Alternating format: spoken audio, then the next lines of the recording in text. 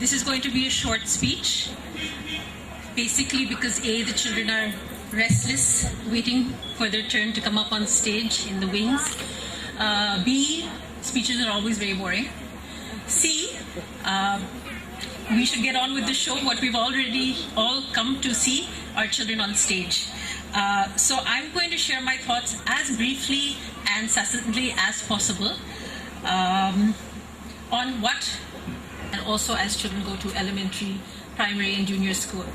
You ask 10 different people and they will say 10 different things about what they want or what they're looking for when they select a school. They will say things from building confidence to good in studies.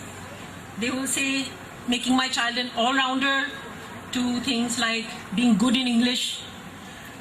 And despite strong social messages that films like, Three Idiots, etc., have been giving out, at least 8 in 10 parents will say that they want their child to be an engineer.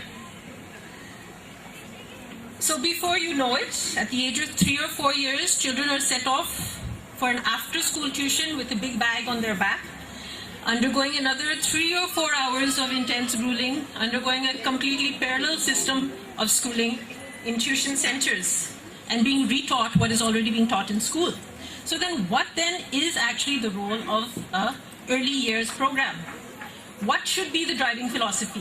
What should parents look for when they select a school?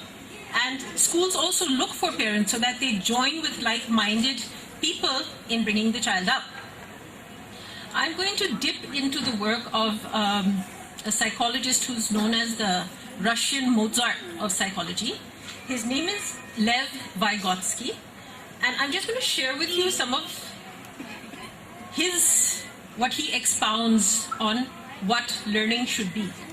If you ask again, if I throw this question to the audience, what do you think a child should learn in school? What should he pick up? Why do we send our children to school? Most of us, and if you ask me when I was putting my children in school, I would also say the same thing.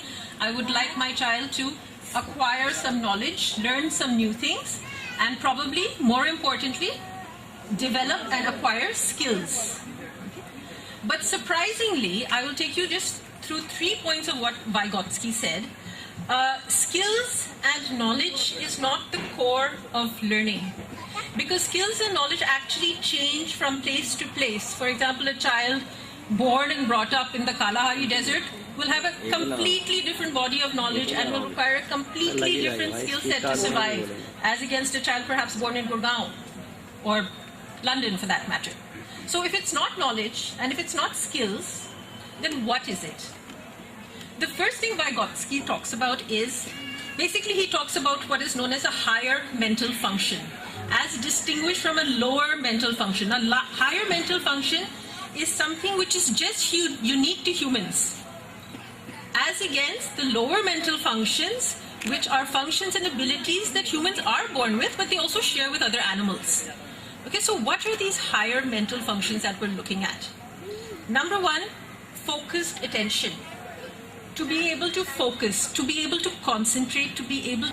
But if you have in a child a higher mental function of focused attention, then the child can concentrate, stay on. Another one, which is also a higher mental ability, is deliberate memory, as against associative memory. Deliberate memory is when you can actually make sense of things. You can construct meaning. You can construct meaning for your own self. As against the associative, an example would be more things like, the use of phonetics.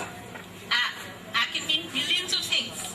It can mean apple, it could be anteater, it could be alligator. So if you put just the sound, can the child come up and construct meaning of what that sound means and what it relates to? Motor thought, which is a lower mental function. Sensory motor would be if a child touches something hot, he knows it's hot.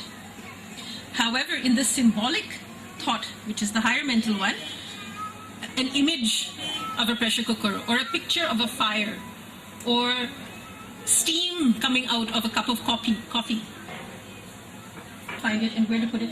So be able to provide our children as parents and as teachers of this school these kind of opportunities is what is going to make them a cut above the rest. Thank you, Rajni ma'am. The school is 3 years old. I'm told this is the first time we're having